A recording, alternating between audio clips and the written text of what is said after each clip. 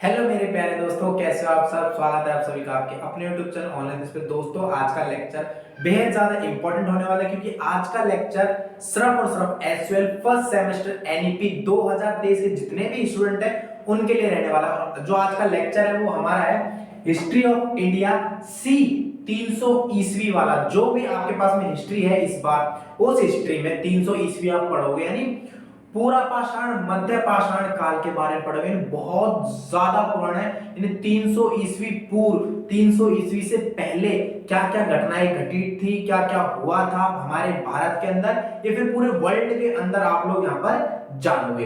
ठीक है मेरे प्यारे दोस्तों, बट इससे रिलेटेड मैं आपको लेक्चर नहीं, यहाँ पर सिर्फ इंपॉर्टेंट क्वेश्चन बता रहा हूँ कि यही इंपॉर्टेंट क्वेश्चन है जो आपके पेपर में आपको एज इट इज देखने को मिलेंगे। इससे बाहर आपका पेपर नहीं जाएगा, ये मेरी गारंटी है। बस रिक्वेस्ट है कि पूरा वीडियो का एंड तक वॉच करना कि क्वेश्चन यहाँ पर लिखे हैं।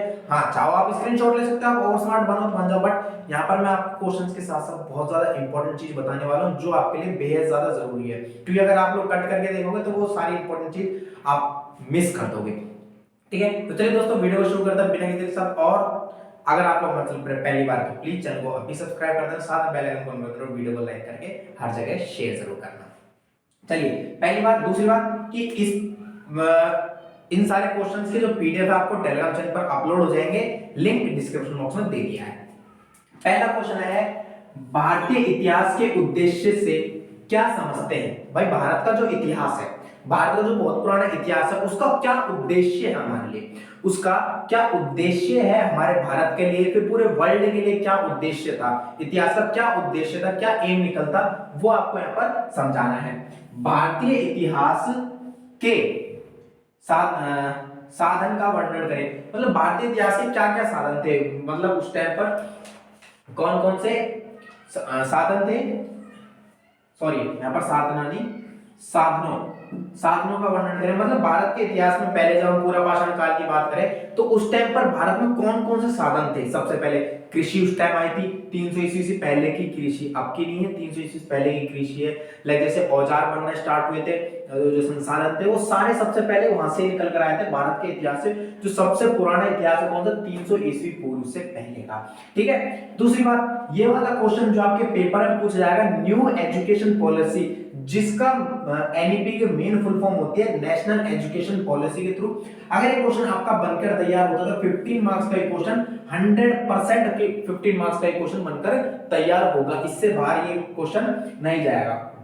दूसरा, ये वाला जो क्वेश्चन है बिल्कुल एक नया क्वेश्चन है, ये कोई फिक्स टाइप का क्वेश्चन नहीं है, एक केस स्टडी बेस्ड क्वेश्चन है। एक बहुत मतलब रेयर चांस है कि ये क्वेश्चन पेपर में ना आए, 100% ये पेपर में आने वाला क्वेश्चन है, क्योंकि इसमें भारत के इतिहास से रिलेटेड बात हुई है, भारत के इतिहास से रिलेटेड बात हुई है और हम इंडियन हिस्ट्री ही पढ़ रहे हैं, तो भारत के इतिहास से रिलेटेड तो क्वेश्चन 100% आना है तो आना है, चाहे लिख कर ले लो पूरी बात। ठीक है, तो दूसरा आप यहाँ पर बोल सकते हो कि इस पर आपको ट्रिपल स्टार लगा लेने, इस क्वेश्चन के ऊपर ट्रिपल स्टार। ओके, चलिए हम इसे मिटा देते हैं, ताकि हमारे पास में जगह हो जाए और क्वेश्चनों को समझाने के लिए। ठीक है, चलिए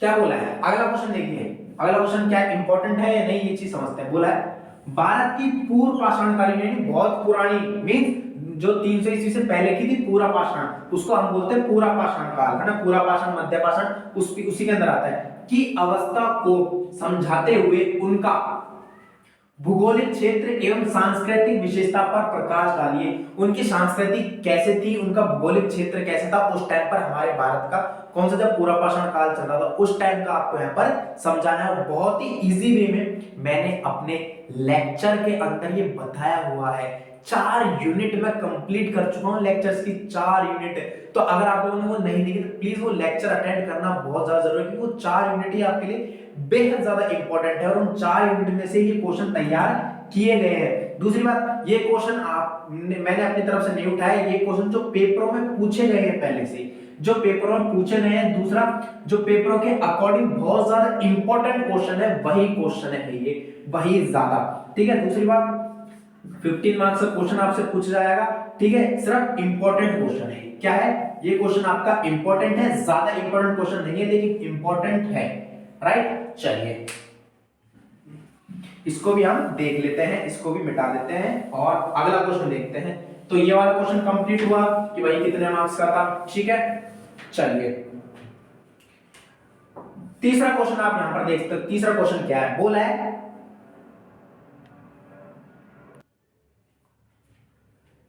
चलिए अब हम बात कर लेते हैं बौद्ध धर्म।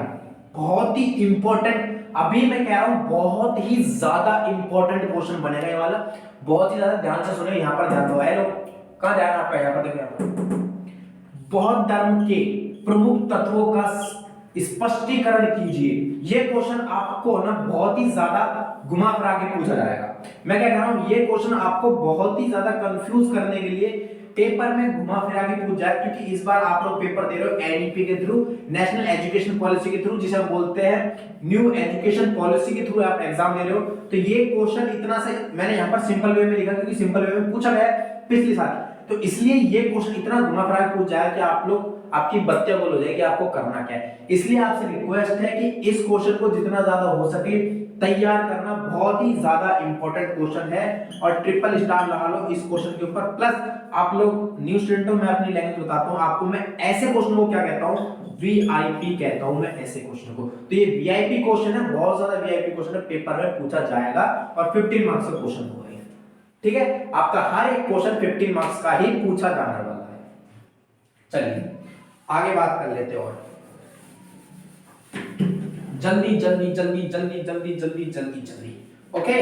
चलिए मेरे प्यारे भाइयों, मेरे दोस्तों, बोला है अब ये दोनों क्वेश्चन बिना कुछ कहे आप लोग ट्रिपल स्टार लगा लो अभी इन दोनों क्वेश्चनों के ऊपर, क्योंकि इन दोनों में से एक क्वेश्चन 100%, 101%, क्या कह रहा हूं, 101% ये क्वेश्चन आपका पेपर में पूछा जाने वाला है, मतलब पूछा जाने वाला है। क्वेश्चन क्या है, हड़प्पा सभ्यता के विस्तार का वर्णन करते हुए उनके क्षेत्र का स्पष्टीकरण करें। हड़प्पा सभ्यता को ही हम क्या कहते हैं, हड़प्पा सभ्यता को हम कहते हैं सिंधु घाटी सभ्यता। ठीक है, हड़प्पा सभ्यता ही सिंधु घाटी सभ्यता है, दोनों सभ्यता ही सेम होती है। ये नहीं यहाँ पर हड़प्पा सभ्यता लिखा तो पेपर में अगर सिंधु घाटी सभ्यता लिखा आ जाए कि सिंधु घाटी सभ्यता के विस्तार का वर्णन करते हुए उनके क्षेत्र का स्पष्टीकरण करें, क्वेश्चन ऐसे ही घुमा फिरा के पूछ जाएगा। क्योंकि अगर आप लोग पढ़कर नहीं जाओगे पेपर में तो क्वेश्चन आपसे ऐसे ही घुमा फिरा के पूछाएगा एग्जामिनर, तो इसलिए आप वहां पर गिर जाओगे मुंह केवल। तो प्लीज रिक्वेस्ट है, जो मैंने बता दिया है सिंधु घाटी सभ्यता ही आपकी हड़प्पा सभ्यता होती है, तो इन दोनों क्वेश्चनों को तैयार करना बहुत ज्यादा जरूरी है। 15 मार्क्स के दोनों में से एक क्वेश्चन पूछा। दूसरा क्वेश्चन क्या है, हड़प्पा सभ्यता की उत्पत्ति एवं विकास का वर्णन करें। दोनों क्वेश्चन बेहद ज्यादा जरूरी है, बेहद ज्यादा इंपॉर्टेंट है, इसलिए मैं अभी कह देता हूं ये दोनों क्वेश्चन वीआईपी क्वेश्चन है हमारे। समझ भाई, ये दोनों क्वेश्चन को आपको बिल्कुल भी मिस नहीं करना है। ठीक है, अभी और क्वेश्चन बाकी है तो और क्वेश्चन के ऊपर बात कर लेते हैं। चलिए आगे देखते हैं और क्वेश्चनों के बारे में समझते हैं। छठा क्वेश्चन देखो क्या बोलता है, बोला मौर्य साम्राज्य के पतन के बाद भारत की राजनीतिक स्थिति सुग काल का वर्णन कीजिए। बेहद ही ज्यादा इंपॉर्टेंट क्वेश्चन है, बिकॉज यहाँ पर मौर्य साम्राज्य एक अपने आप में बहुत ज्यादा इंपॉर्टेंट पॉइंट रोल प्ले करता है। यहाँ पर हमारे 300 ईस्वी से पूर्व की बात है, जबकि मौर्य साम्राज्य बहुत ही ज्यादा इंपॉर्टेंट रोल प्ले यहाँ पर करता है। तो बिना कुछ कहे इस क्वेश्चन के ऊपर वीआईपी लगा लेना, और ये क्वेश्चन फिर से अगेन वही बात 15 मार्क्स का ही पूछा जाने वाला है। ठीक है दोस्तों, चलिए सातवें क्वेश्चन के ऊपर मूव कर लेते हैं। सातवां क्वेश्चन क्या बोला है, संगम कालीन साहित्य की विशेषता का वर्णन करें। ट्रिपल स्टार लगा लेना है इस क्वेश्चन के ऊपर। ठीक है, ये 2020 में ये क्वेश्चन पूछा गया था। ठीक है, ये एग्जैक्ट डेटा है, बिल्कुल 2020 में क्वेश्चन पूछा गया था, और ये क्वेश्चन 2020 में 8.5 मार्क्स का पूछा गया था। बट अब एनईपी के थ्रू एग्जाम दे रहे हो तो अब ये 15 मार्क्स का ही पूछा जाने वाला है। ठीक है, 8वें क्वेश्चन के ऊपर मूव करते हैं। बोला है मौर्य वंश के परिचय को समझाते हुए चंद्रगुप्त मौर्य बेहद ज्यादा इंपॉर्टेंट है, बेहद ज्यादा इंपॉर्टेंट कैरेक्टर है चंद्रगुप्त मौर्य। इस कैरेक्टर से रिलेटेड एक क्वेश्चन आपका फिक्स है। क्या कह रहा हूं, इसको पहले थोड़ा सा ऊपर से मिटा देता हूं मैं, फिर बात करते हैं। ठीक है, थोड़ा सा ऊपर से इसको मिटा दिया मैंने, ये लो। ओके, चंद्रगुप्त मौर्य अशोक सम्राट ठीक है, ये उस टाइम के ना बहुत ही ज्यादा इंपॉर्टेंट रोल प्ले करने वाले कैरेक्टर है, ठीक है, इंपॉर्टेंट रोल प्ले करने वाले कैरेक्टर। पर बात क्या है कि अशोक सम्राट से इतने ज्यादा क्वेश्चन नहीं पूछे गए पिछले लास्ट ईयर्स में, लेकिन चंद्रगुप्त मौर्य से क्वेश्चन पूछा गया, तो ये क्वेश्चन आपका बेहद ज्यादा इंपॉर्टेंट क्वेश्चन है।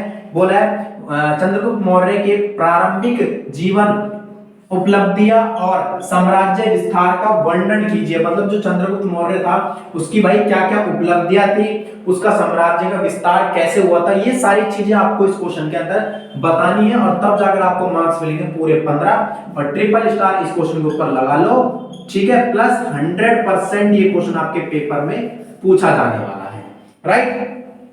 नौवा एंड लास्ट क्वेश्चन हमारा लेक्चर का, दक्षिण भारत के लौह युग को समझाते हुए मध्य महापाषाण युगीन संस्कृति एवं उत्पत्ति का वर्णन करें। अगेन ये वाला क्वेश्चन है आपकी बहुत ज्यादा इंपॉर्टेंट क्वेश्चन है, ट्रिपल स्टार लगाओ, और वीआईपी क्वेश्चन है, 15 मार्क्स का क्वेश्चन पूछ जाएगा, और ये 100% ये क्वेश्चन आपसे पूछा जा सकता है आपके पेपर में, ठीक है मेरे प्यारे दोस्तों। तो दोस्तों देखिए मैंने 9 क्वेश्चन थे बहुत ज्यादा इंपॉर्टेंट, 9 के 9 मैंने आपको करवा दिए हैं। ये पूरा आपका चैप्टर्स के कंबाइंड क्वेश्चन है, पूरे 10 इयर्स अगर आप लोग बोल सकते हो 10 इयर्स के पूरे कंबाइंड क्वेश्चन है, कि ये क्वेश्चन आपके इंपॉर्टेंट है, पिछले साल पेपर में पूछे गए हैं, और इन क्वेश्चन से बाहर आपको अपनी यूनिट्स पढ़नी है, और ये आपको 10 ईयर पढ़ना है और ज्यादा कुछ नहीं पढ़ना। 1 महीना पेपर का रह चुका, प्लीज तैयारी शुरू कर दो अभी से, क्योंकि इस बार एनईपी है, और एनईपी के थ्रू क्वेश्चन बहुत ज्यादा घुमा के पूछे जाने वाले हैं। डरा नहीं रहा हूं, धमका नहीं रहा हूं, सिर्फ रियलिटी फैक्ट बता रहा हूं, ठीक है मेरे प्यारे दोस्तों। इन क्वेश्चन से रिलेटेड पीडीएफ आपको टेलीग्राम चैनल पर मिल जाएंगे, इंग्लिश और हिंदी दोनों ही मीडियम में मिलेंगे, इंग्लिश और हिंदी दोनों ही मीडियम में मिलेंगे, टेंशन मत लेना। और वीडियो अच्छी लगी है, लेक्चर अच्छा लगा तो प्लीज एक लेक्चर को, हमारे इस लेक्चर को आप लाइक करके दो जाना, क्योंकि आज है इंडिया और ऑस्ट्रेलिया का फाइनल, वर्ल्ड कप का फाइनल, और मुझे पता है इंडिया जीतेगी। अगर आप लोग भी इंडिया को जिताना चाहते हो तो please please please please video को लाइक करके हर जगह शेयर जरूर कर देना। Thank you so much.